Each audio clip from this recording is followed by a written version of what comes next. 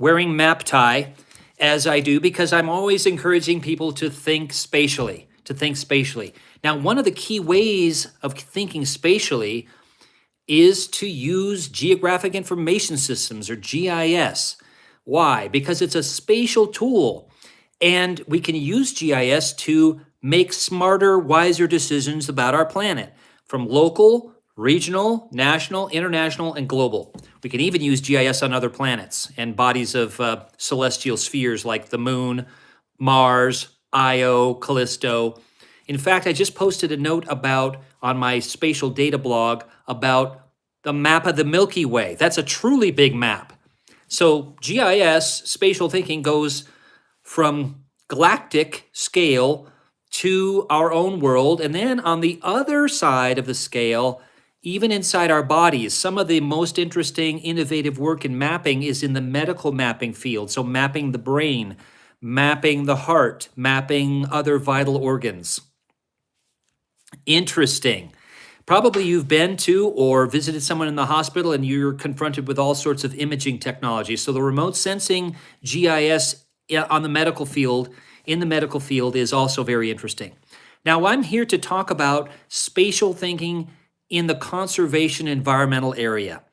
And one way that you can find out more about this is to attend my short course that's 3 days long at the wonderful, fabulous, amazing Duke Farms campus in central New Jersey. Now you think, New Jersey? How can there be an environmental conservation science center in the middle of New Jersey? Well, think outside of your maybe preconceived notion of New Jersey. It's not all impervious surface. It's not all urban. There are some gems there, and Duke Farms is one of the gems in New Jersey. Tree species, woodland, prairie, lakes, trails.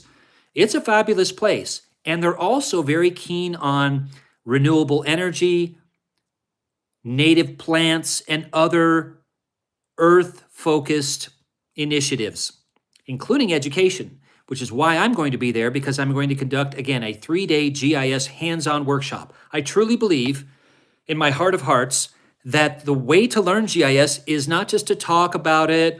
There's a place for presentations and lectures, to be sure, and education, but to actually do it. If we do it, we're going to learn it, okay? And we're going to not only learn GIS skills, but we're going to think spatially and then help that to lead us to wiser, smarter, more sustainable, more equitable, more resilient decisions about our local communities, our regions, our country, our world.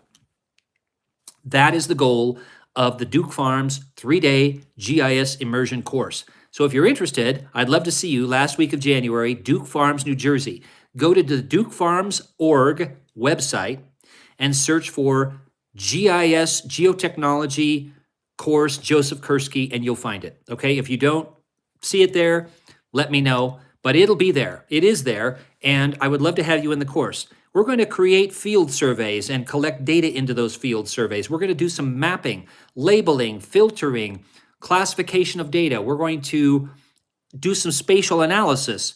We're going to talk about data quality and adding data and understanding satellite imagery and how to do remote sensing in a GIS world and how to collect data in the field and how to present the data with web mapping applications, including story maps, dashboards, instant apps, and other tools that are engaging, easy to learn, and positive uses of technology. GIS is a very positive thing. It's being used by the Jane Goodall Elephant Foundation, by conservation organizations all over the world, the Nature Conservancy, Duke Farms, other science and educational associations and universities, private companies, national, state, and local government to make smarter decisions about the planet. So it's going to have a conservation environmental focus. So the themes we're going to be looking at are soil, water, energy, trail maintenance, habitat, climate, biomes, biodiversity, invasive species, and much more. So all, though, will be enviro conservation oriented.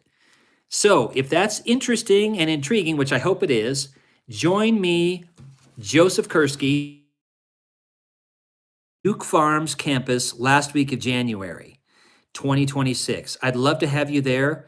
It's going to be a spatial time. Thanks.